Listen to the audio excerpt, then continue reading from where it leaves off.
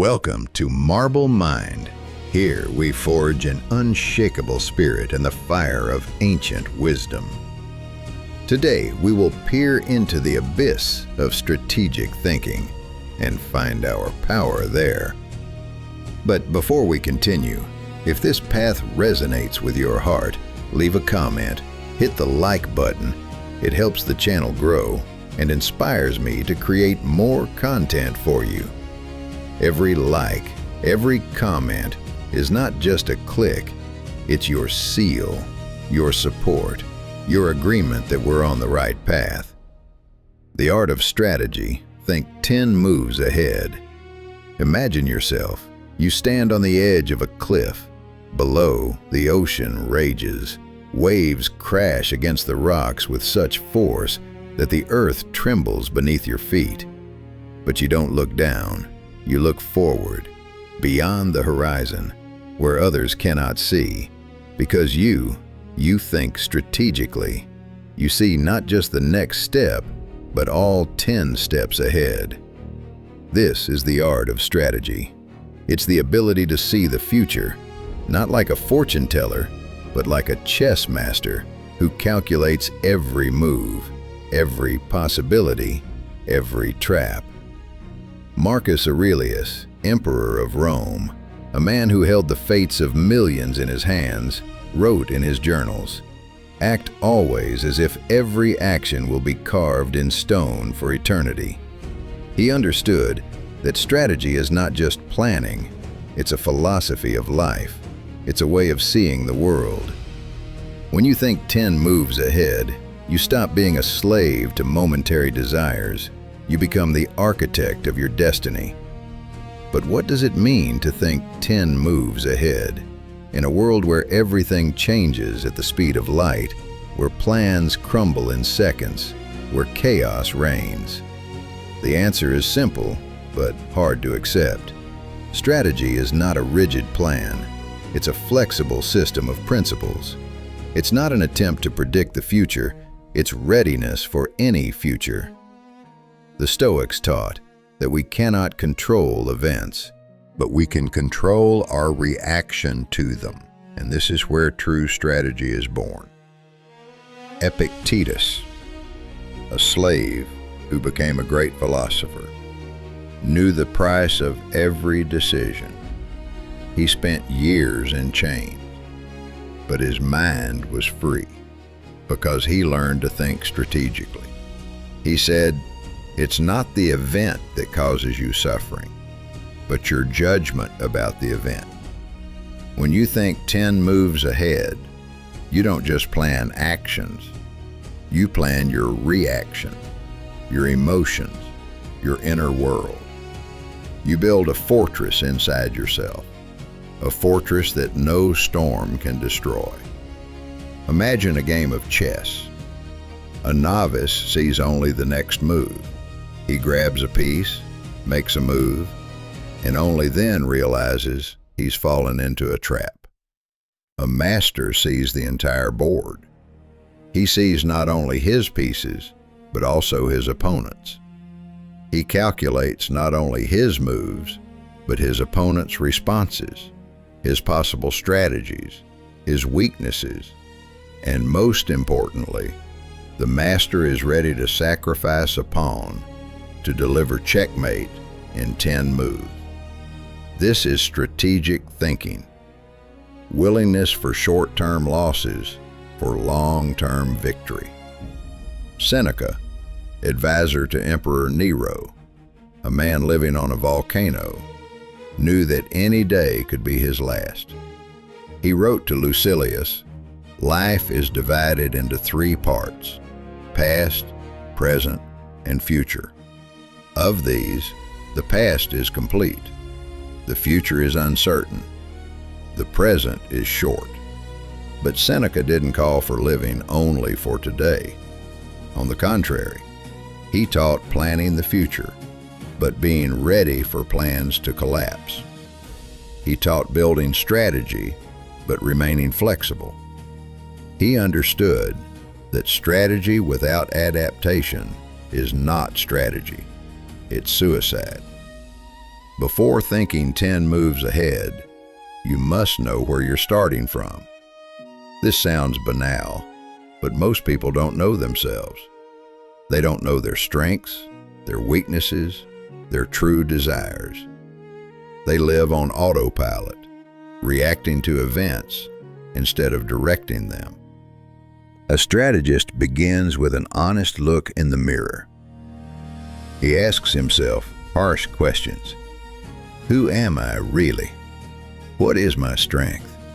Where is my weakness? What do I truly want? And am I ready to pay the price for it? Marcus Aurelius reminded himself every morning, today you will meet people who are jealous, who betray, who slander. But this shouldn't surprise you, because they don't know what good and evil are. This wasn't pessimism. This was preparation. He knew himself, knew his weaknesses, knew he could get angry, offended, seek revenge, and he prepared for this. He thought 10 moves ahead, anticipating not only external events, but also his internal reactions. Knowing yourself is not self-admiration. It's a sober assessment of your capabilities. Imagine you're a general before battle. You assess your army. How many soldiers do you have? What weapons do they have? What is their morale? You cannot build strategy without knowing your resources. Same in life. You cannot plan the future without knowing your capabilities, your time, your energy, your knowledge. Seneca wrote, "Not he who has much is rich, but he who needs little." This is the key to strategic thinking. When you know yourself, you understand what you truly need. And when you understand what you need, you can build strategy. Most people chase what society imposed on them. Big house, expensive car, status, recognition. But a strategist asks, do I really need this? Or am I just following the crowd? Epictetus was a slave. He had nothing. He could be sold, beaten, humiliated, but he possessed the most valuable thing, his mind. He knew himself, knew that his true wealth was freedom of thought, and no one could take that from him. He thought 10 moves ahead, understanding that physical slavery is temporary, while inner freedom is eternal. And he built his strategy not on escaping slavery, but on strengthening his spirit. Because he knew that even if his body is in chains, his mind is free. Knowing yourself also means knowing your limits. A strategist doesn't take on what he cannot do. He doesn't overestimate his strength, but he doesn't underestimate it either. This is a fine line, and it can only be walked by honestly assessing yourself. Marcus Aurelius was emperor, but he knew he couldn't change human nature. He couldn't make people honest, just wise. But he could change himself. And this was his strategy. Not to change the world, but to change his attitude toward the world. Take a piece of paper, divide it into 4 parts. In the first, write, "My strengths." In the second, "My weaknesses." In the third, "My opportunities." In the fourth, "My threats." This is classic SWOT analysis, but applied to yourself.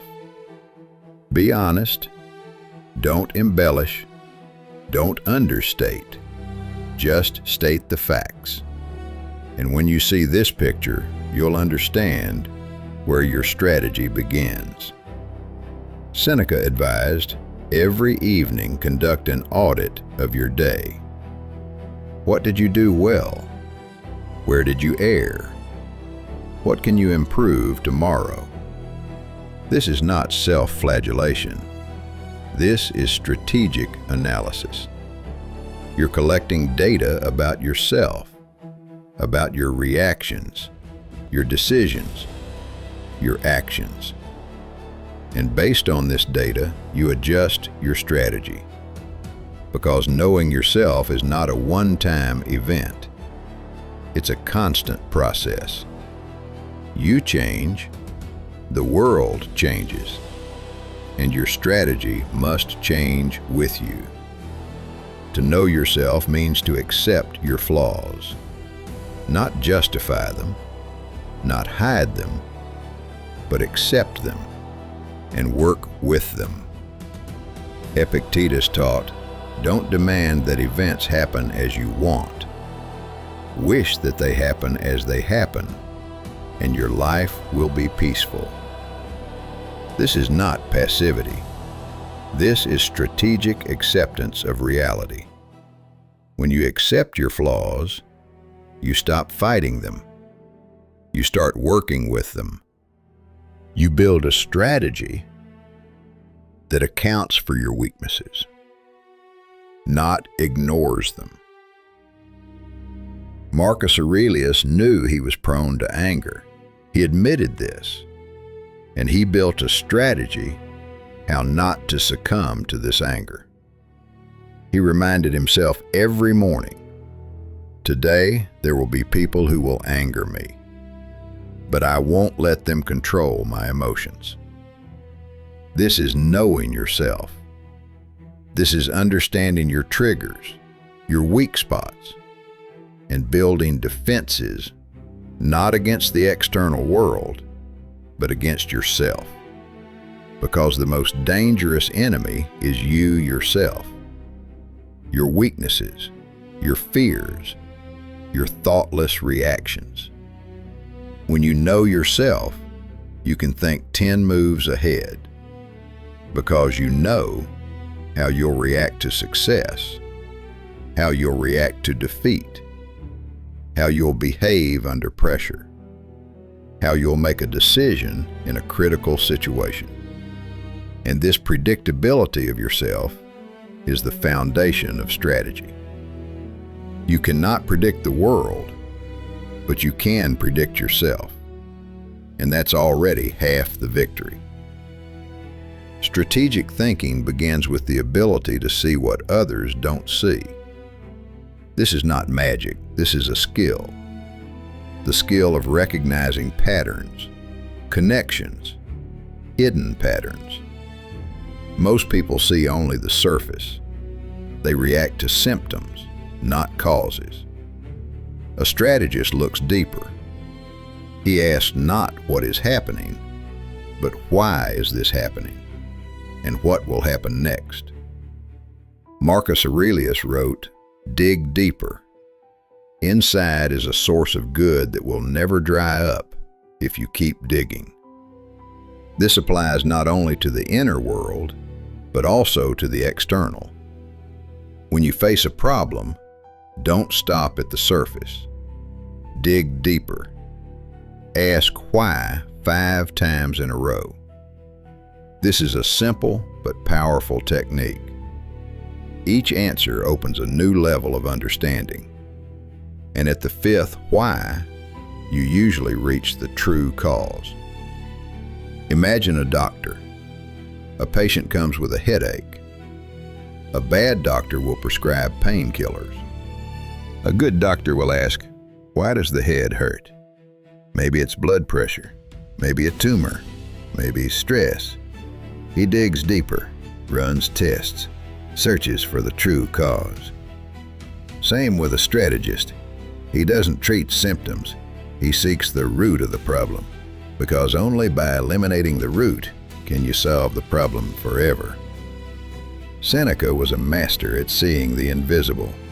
He served Nero, the most unpredictable and dangerous emperor.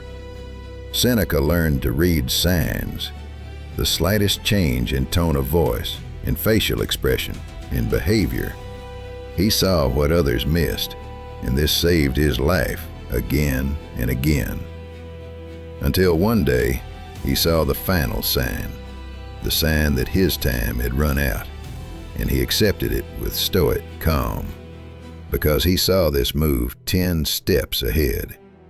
He knew that service to Nero couldn't last forever. He was ready. The world is full of chaos, unpredictability, randomness, surprises at every turn. Most people live in reactive mode. Something happens, they react. New opportunity, they grab it. New problem, they panic. This is not life. This is survival. A strategist lives by principles. He has an inner compass that points the direction, even when the map is erased, even when GPS doesn't work, even when everyone around is screaming, "Run the other way." Marcus Aurelius wrote a code of principles that helped him make decisions. When he faced a choice, he didn't ask, "What's profitable for me?" He asked, "What is right?" This sounds naive in a world where everyone plays by their own rules, but this is what made Marcus Aurelius great. His principles were his strategy. They didn't change depending on circumstances. They were like the North Star, always in place, always pointing the way. Principles are not rules. Rules are rigid. Rules break. Principles are flexible. They adapt to the situation, but don't change their essence. For example, the principle of honesty. You can be honest harshly, speaking the truth bluntly, or you can be honest gently, choosing words carefully. But the essence remains. You don't lie. You don't deceive. You remain true to the principle, even when it's uncomfortable. Seneca faced a choice. Nero ordered him to participate in murder. Seneca could obey and save his life, or he could refuse and die. He chose death because his principle was higher than life. The principle of not participating in evil. The principle of remaining a philosopher until the end. This was not an impulsive decision. This was strategy, long-term strategy, built on principles. He thought 10 moves ahead and saw that life bought at the price of principles is not life. It's a slow death of the soul. If this path resonates with your heart, become part of our brotherhood. Subscribe to Marble Mind. Here we walk together. Time is the only resource you cannot buy, cannot steal, cannot return. Every second passes irretrievably. And a strategist understands this. He doesn't spend time, he invests it. Every action, every decision, every conversation is an investment. And the question is not whether you spend time, but what you get in return. Seneca wrote an entire treatise on the brevity of life. He wrote, "It's not that we have little time, but that we waste much of it." Most people complain they don't have enough time, but they spend hours on social media, on meaningless conversations, on actions that don't bring them closer to goals. A strategist counts every minute, not because he's stingy, but because he understands the value of time. Marcus Aurelius rose early, very early. While others slept, he was already working. He knew his time was limited. He was emperor. Millions of people depended on him. He had no right to laziness, to procrastination, to empty entertainment. Every minute counted, and he used it as efficiently as possible. He thought 10 moves ahead, planning not just the next day, but the next years. No strategist acts alone. Even a hermit depends on the world. Marcus Aurelius was emperor, but he couldn't rule the empire alone. He needed advisors, generals, officials. He needed an army. He needed the people. Strategy is not just personal actions. It's also managing relationships. It's the ability to find allies, neutralize enemies, and distinguish one from the other. Seneca wrote, "Friendship is the most necessary thing for life, for without friends, no one would want to live, even if they had all other goods." But he also wrote, "Choose friends slowly, change them even more slowly." A strategist understands that relationships are an investment, long-term investment. You cannot quickly build trust. You cannot buy loyalty. You can only earn it, gradually, day by day, deed by deed. The best plan doesn't survive contact with reality. Every general knew this. Every strategist knew this. You can plan all you want, but the world won't follow your plan. The world is chaotic, unpredictable, cruel, and a strategist who can't adapt is doomed. Flexibility is not weakness, it's strength. It's the ability to accept reality as it is and adjust course. Marcus Aurelius wrote, "The obstacle on the path becomes the path. What blocks the road is the road." This is a key principle of Stoicism, and this is the foundation of adaptation. When you encounter an obstacle, you have two choices. You can break, or you can adapt.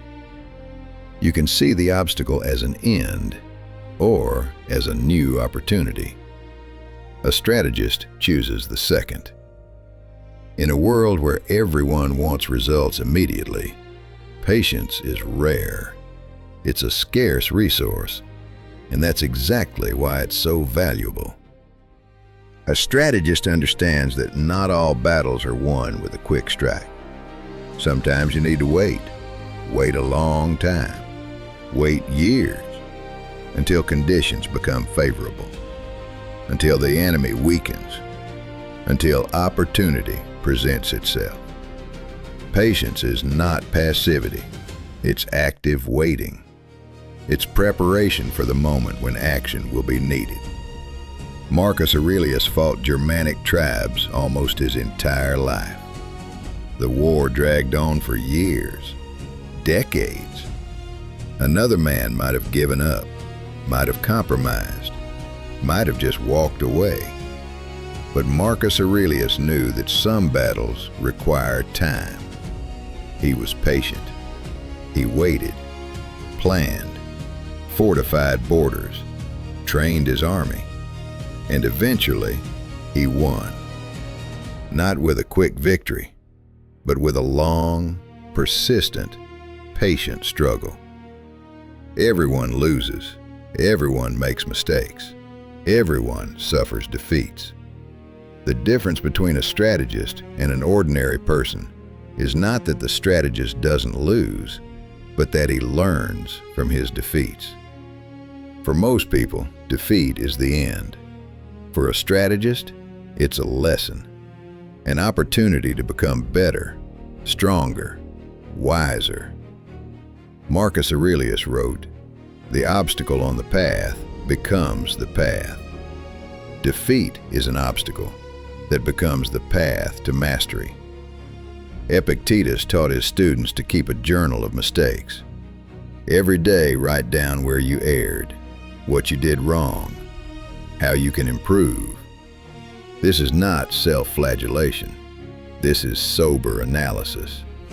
This is data collection about yourself, about your weaknesses, about your patterns.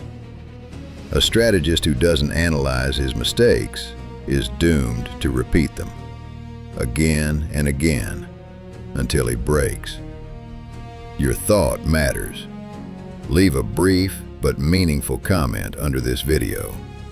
Let it be your seal on today's lesson. Strategy without discipline is a dream. Beautiful, inspiring, but useless. You can plan all you want, think 10 moves ahead, but if you don't have the discipline to execute the plan, it's all a waste of time. Discipline is the bridge between plan and result. It's what turns intention into action, and action into result. Marcus Aurelius rose before dawn, every day. No weekends, no vacations. The empire didn't wait. Enemies didn't wait. Problems didn't wait. He couldn't afford laziness. He couldn't afford weakness. His discipline was legendary, not because he was superhuman, but because he understood that discipline is the only thing separating emperor from slave. Emperor controls himself.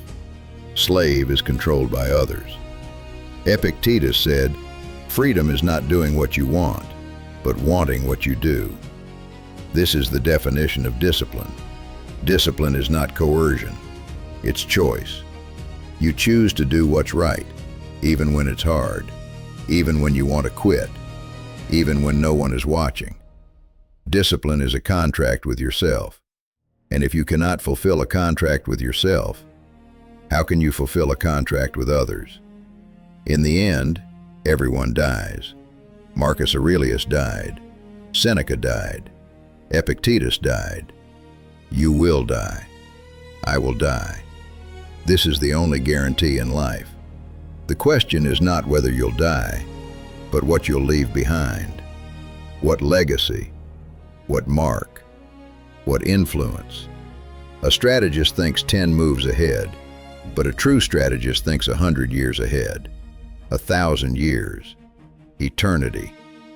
Marcus Aurelius knew he would die. He wrote about it constantly. Remember death. Memento mori. This wasn't depression. This was wisdom. Understanding that time is limited. And this understanding gave meaning to every day, every action, every decision. If he had eternity, he could procrastinate. But he had one life, and he had to use it maximally. Seneca wrote, "All of life is preparation for death." This sounds grim, but actually it liberates.